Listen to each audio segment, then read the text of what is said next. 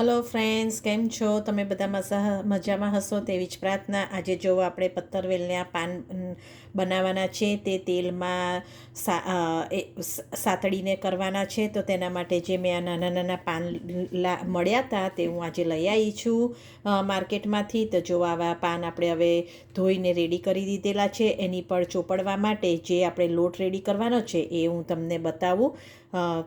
જો આ આપણે તેલ છે, એમાં થોડુંક પાણી કરેલું છે. એમાં આદું અને મરચાં એડ કરેલા છે, અજમો છે, મીઠું છે, હળદર છે, લાલ મરચું છે અને થોડું ધાણા જીરું છે. તો તેની અંદર આપણે લોટ એડ કરી અને વધારે પડતો જાડું નથી પાથરવાનું, કારણ કે પછી જો પાન ચડી જશે અને લોટ કાચો રહેશે. એટલે થોડુંક જ આપણે વધારે લોટ નથી અંદર એડ કરવાનો. તો આજે એના માટે જુવાર, ચોખા અને દાળનો જે લોટ છે તે બધું મિક્સ આપણે કરી અને અંદર મિક્સ કરી દઈએ. અને આપણા જે 20 પાન છે તે પ્રમાણની જ ક્વોન્ટિટીમાં આપણે કરવાનો છે, વધારે પડતો લોટ એડ નથી કરવાનો. તો ચલો હવે મિક્સ કરી દઈએ. જો મિત્રો, મેં આટલી સાઇઝની ચમચી મોટી છે એ 5 ચમચી જેટલો મેં અંદર લોટ એડ કરી અને બરાબર મિક્સ કરી. વધારે ઢીલું પણ નથી રાખવાનું, કારણ કે આપણે ચોપડવાનું છે, એટલા માટે આટલી જ પ્રમાણે રાખવાનું છે. તો હવે એને 10 મિનિટ માટે આપણે રેસ્ટ આપવા દઈએ. પછી આપણે જે કેવી રીતે ચોપડવાનું તે હું તમને બતાવીશ. હવે આ પાન આપણે કેવી રીતે ચોપડવાના એ હું તમને બતાવું. તો આવી રીતે આપણે લોટ લીધો છે થોડો, અને આ પાન પર આવી રીતે થોડુંક જ ચોપડવાનું છે. વધારે અંદર લોટ સ્પ્રેડ નથી કરવાનો, નહીં તો પછી કાચું રહેશે.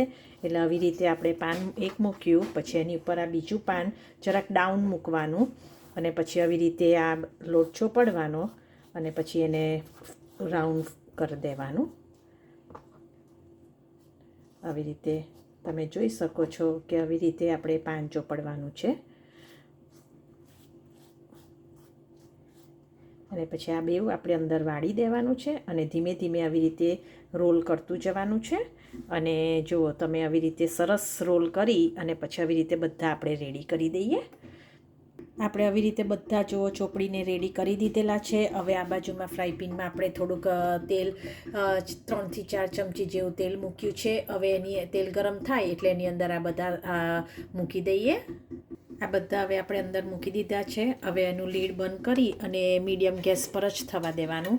પછી આપણે 5 મિનિટ્સ પછી એને ફરી પાછા ટર્ન કરી દઈશું.